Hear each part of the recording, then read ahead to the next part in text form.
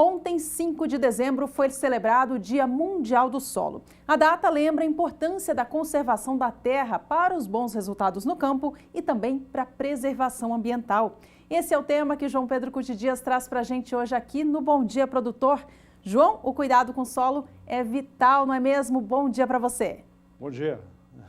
Desde que o homem aprendeu a fazer agricultura, alguma coisa por volta de 8.000 anos atrás, o que acontece? O mundo criou civilizações, se formaram ao longo das terras férteis. Seja no Egito, com o rio Nilo trazia matéria orgânica do interior da África e adubava as várzeas dos egípcios, seja na Mesopotâmia, seja onde for, o solo é um fator importante. O fator que ajudou a criar as civilizações que tem hoje e o avanço que teve o mundo nesse período. O mundo tem áreas extremamente férteis, alguns polos de extrema fertilidade, o Pampa argentino, as terras negras da Ucrânia, o meio oeste americano.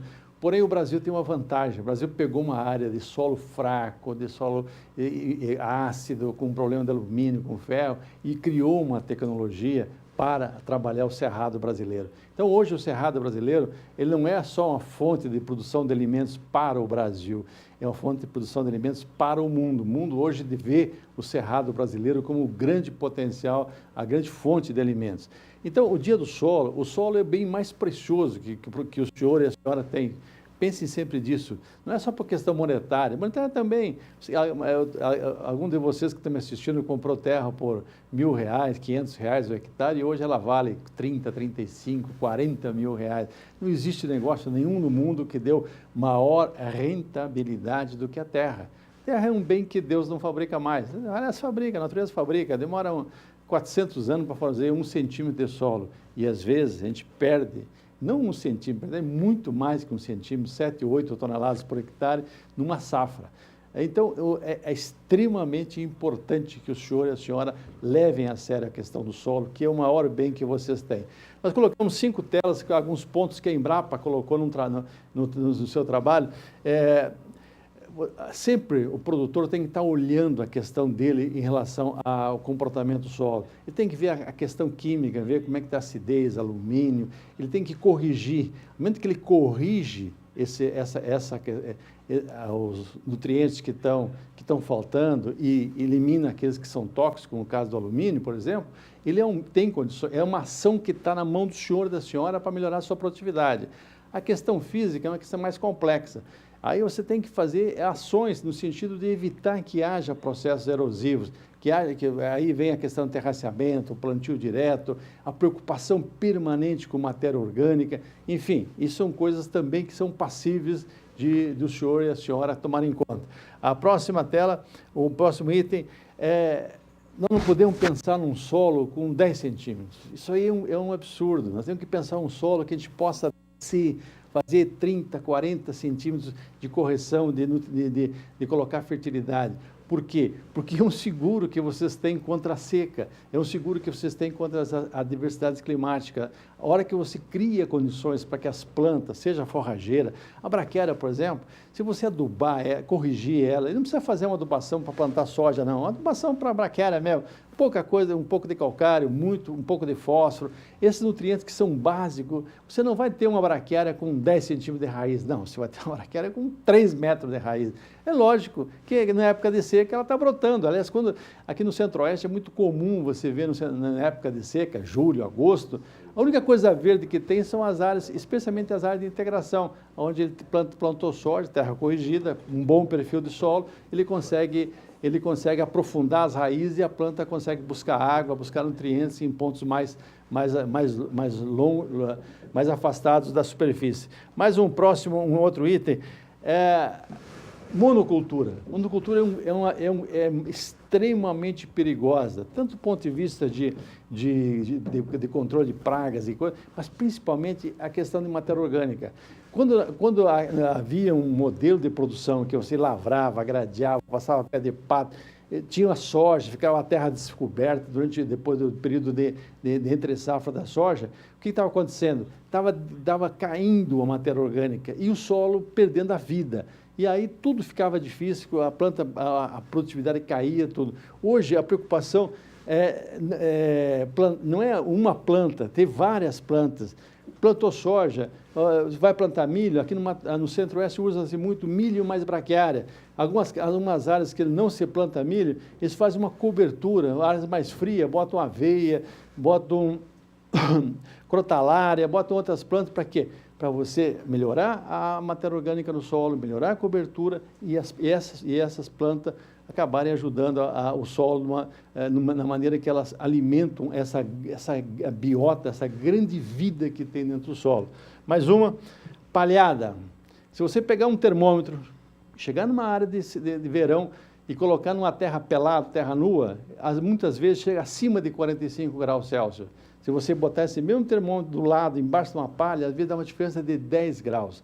É lógico que isso é importante para a planta, é importante para você manter a umidade no solo, para você manter a vida no solo. A palhada hoje não se pode pensar em plantio direto sem palha. Se for fazer plantio direto, a grande preocupação qual é? Palhada. Isso serve não é só para as culturas anuais, serve para café, para outras culturas perenes, fruticultura, sempre que possível fazer um manejo bom da vegetação ao lado das plantas, para que você alimente o solo. Você alimenta o solo alimenta a planta. Mais um? Acho que matéria orgânica, esse é o segredo do solo. Por que no passado, quando se desmatava áreas de floresta, você plantava o que quisesse, feijão, qualquer cultura que mais delicada? Por quê? Porque havia um equilíbrio do solo, um equilíbrio tanto do ponto de vista químico, do ponto de vista de matéria orgânica, do ponto de vista de umidade, tudo isso era o ideal. E o grande responsável chama-se matéria orgânica. À medida que você aumenta a matéria orgânica no solo, você melhora as condições. Esses solos que no mundo que são padrão de fertilidade, são solos que têm alto teor de matéria orgânica.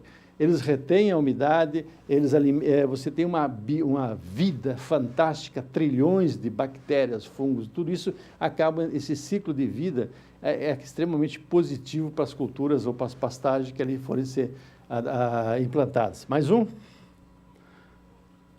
Acho que acabou as telas. Então, a mensagem que a gente passa é o seguinte: cuide da sua terra, não existe bem maior do que a sua terra. Especialmente procure copiar trabalhos, integração, plantas de rodeio que possam fazer cobertura, que possam melhorar a matéria orgânica do seu solo, porque o somatório disso é a sua sustentabilidade. Nunca esqueça que a sustentabilidade tem três pontos básicos. Primeiro, é questão econômica, você tem que ter renda para poder se manter no processo. Segunda, é questão ambiental. Se nós não cuidarmos da natureza, a natureza ela passa a ser uma madrasta. Se nós cuidarmos, ela passa a ser aquela mãe carinhosa que nos alimenta. E, por último, a questão social. Você consegue produzir alimentos, consegue gerar emprego, consegue melhorar a situação. O solo é o alicerce de todo esse processo. É verdade, João. Obrigada pelo comentário de hoje. Um grande abraço e até uma próxima participação. E por aqui o assunto agora é pastagem degradada. Se não tiver o pasto, o animal não pode se alimentar corretamente. Sendo assim, quais os procedimentos que devem ser adotados? Pois é o que você vai conferir agora na reportagem de Vinícius Souza. A degradação de pastagens é apontada como um dos grandes problemas da agropecuária brasileira. De acordo com a Embrapa Gado de Corte, em Mato Grosso do Sul, cerca de 9 milhões de hectares de pastagens estão nessa situação. A nível de Brasil, o número chega a 50%. Este pesquisador aponta fatores que contribuem para degradar a área. É o mau manejo, ou seja, permitir que os animais comam demais o pasto, a falta de reposição de nutrientes, ou seja, uma adubação de manutenção desse pasto, e claro que na formação do pasto a escolha de uma espécie forrageira adequada àquelas condições de uso. A pastagem degradada pode ser classificada em 4 tipificações: leve, forte, muito forte e extrema, podendo haver forte erosão e até assoreamento de cursos de água. Sem os devidos cuidados, a capacidade de lotação dos animais pode atingir queda acima dos 80%. O pesquisador aponta os cuidados necessários para evitar esse problema. A pastagem, já a partir do 2º ano, se não corretamente manejada e também havendo reposição de nutrientes, ou seja, adubação, já começa uma diminuição da produtividade. Vai de um planejamento da espécie forrageira, vai da manutenção de fertilidade, principalmente do manejo durante todo esse período.